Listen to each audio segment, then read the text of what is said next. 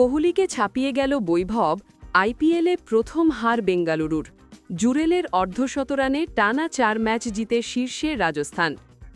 শুক্রবার আইপিএলে রাজস্থান এবং বেঙ্গালুরু মুখোমুখি হয়েছিল ঠিকই, তবে আসল নজরটা ছিল দুজনের দিকে, বিরাট কোহলি এবং বৈভব সূর্যবংশী।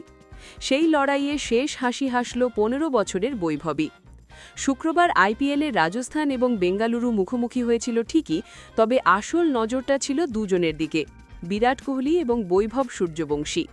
প্রথমজন জেনারেশন গোল্ড, দ্বিতীয়জন জেনারেশন বোল্ড। ম্যাচে গোল্ডকে হারিয়ে দিল বোল্ড, অর্থাৎ সাহসী ক্রিকেটই।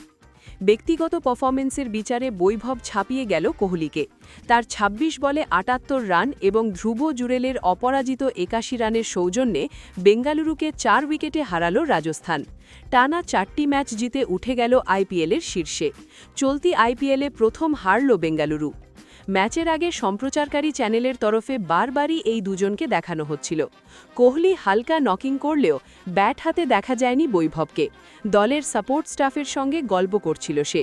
তখনও টস হয়নি, অর্থাৎ আগে না পরে কখন ব্যাট করতে হবে জানত না বৈভব। তবু অতিরিক্ত পরিশ্রম করেনি সে। তখনও বোঝা যায়নি ব্যাটিংয়ের সময় এমন মূর্তি ধারণ করবে সে। ২০৩ তাড়া করতে নেমে নিজের প্রথম বলেই ভুবনেশ্বর কুমারকে ৪ মেরে স্বাগত জানায় সে। এরপর যত সময় এগিয়েছে তত আগ্রাসন বেড়েছে বৈভবের। অভিনন্দন সিং, জশ হেজেলউড, ভুবনেশ্বর কেউ বাদ যাননি।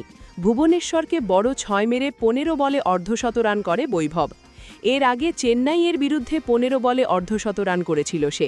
অর্থাৎ ধোনি এবং কোহলি আইপিএলের ২ তারকার দলের বোলারদের কোনো সম্মানই দেখায়নি সে।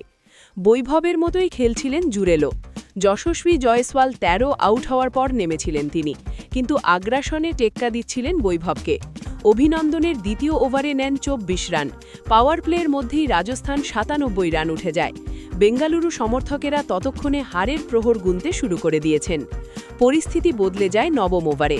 ক্রুনাল পান্ডের বলে লং অনের দিকে তুলে মেরেছিল বৈভব। ভাগ্যের এমন পরিহাস, সেই বল জমা পড়ল কোহলিরই হাতে, অর্থাৎ গোল্ডের হাতে তালুবন্দি হয়ে সাজঘরে ফিরতে হলো বোল্ডকে। বৈভব ফিরতেই রাজস্থানের রান তাড়া করার গতি এলোমেলো হয়ে যায়। ক্রুনালের বুদ্ধিতে পরের বলেই আউট হন শিমরন হেটমায়ার, ০। পরের ওভারে ফিরে যান রিয়ান পরাগ, ৩। অর্থাৎ ১২৯/১ থেকে ১৩৪/৪ হয়ে যায় রাজস্থান। রিয়ান ফেরার পরই জুরেল এবং রবীন্দ্র জাদেজা ধরে খেলার সিদ্ধান্ত নেন। যে রাজস্থানের প্রতি ওভারে একাধিক ৪-৬ হচ্ছিল, তারাই ১৪ বলে কোনো ৪ মারেনি। সেই খরা কাটান জাদেজা। প্রশংসা করতেই হবে জুরেলের। একটা সময় তিনি অত্যন্ত আগ্রাসী ক্রিকেট খেলছিলেন, তবে দলের প্রয়োজনে নিজেকে গুটিয়ে নিয়েছেন, পরিস্থিতি অনুযায়ী খেলেছেন। অক্রিকেটীয় শট খেলেননি। সেই মুহূর্তে দলের ভিত শক্ত করার দরকার ছিল। জুরেলও নিজেকে নিয়ন্ত্রণে রেখেছিলেন। দলকে জিতিয়ে তবেই মাঠ ছাড়লেন। বেঙ্গালুরুর দিনটা কেমন যেতে পারে তা বোঝা গিয়েছিল প্রথম বলেই।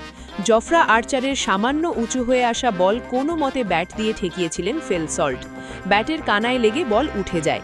সহজ ক্যাচ ধরেন জুরেল। এরপরে অবশ্য কয়েক বল রাজস্থানকে দাঁড়াতে দেয়নি বেঙ্গালুরু। প্রথম ওভারেই আর্চারকে ৩টি ৪ মারেন দেবদত্ত পডিক্কল, ১টি ৪ মারেন কোহলি। নান্দ্রে বার্গার এবং আর্চারের দ্বিতীয় ওভারেও ৩টি করে ৪ হয়। যখন মনে হচ্ছে খেলা বেঙ্গালুরুর নিয়ন্ত্রণে, তখনই আবার আঘাত হানেন আর্চার। তার বল তুলে খেলতে গিয়ে শিমরন হেটমায়ারের হাতে ক্যাচ দেন পডিক্কল, ১৪।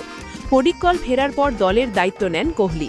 একের পর এক দর্শনীয় শট মেরে দলের রান রেট বাড়িয়ে নেন, কিন্তু রবি বিষ্ণইয়ের একটি গুগলিতে সম্পূর্ণ বোকা বনে ফিরতে হয় তাকে। স্টেডিয়াম জুড়ে তখন নিস্তব্ধতা। তার আগে পর্যন্ত কোহলির প্রতিটি শটে চিৎকার করে উঠছিলেন সমর্থকেরা। কোহলি ফেরার পর বেঙ্গালুরু ব্যাটিং তাসের ঘরের মতো ভেঙে পড়তে থাকে।